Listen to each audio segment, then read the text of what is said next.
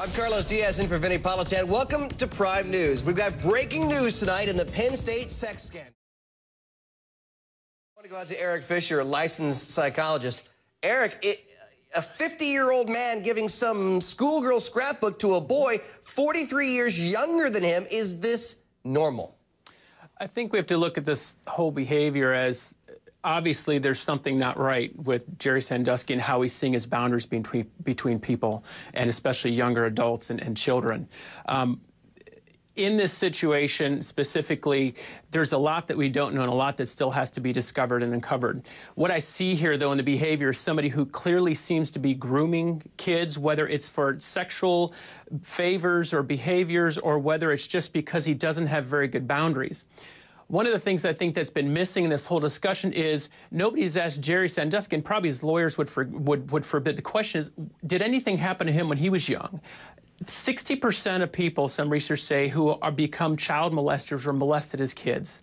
And I think we have to look at this situation. There's potentially a whole history of this person. Not that it excuses the behavior, but I think we have to look at ways to explain this behavior and see how did his boundaries get so blurred that he couldn't see where he was crossing lines. That's a very good point. Very, very good point. Here's another clip from NBC's...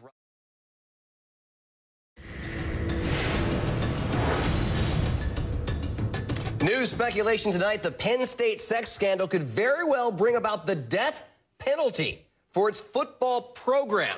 Now, the NCAA says it will investigate the school to determine if it violated the most serious charge, lack of institutional control.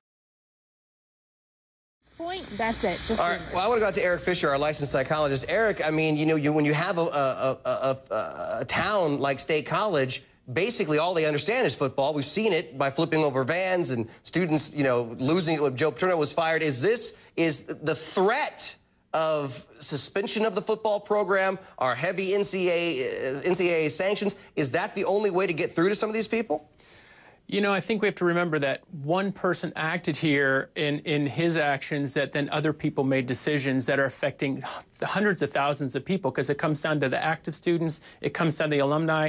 And my parents went to Penn State, my family went to Penn State, I'm a Buckeye. Okay. But in that, it's a very proud community, and a very proud community of people with integrity and honor. And what happens here is you have some people in positions of leadership potentially taking down a whole community. Will they make through? Yes, they were. They're a strong community, and they're a hard-working community. I believe they'll make it through this. But could it be devastating?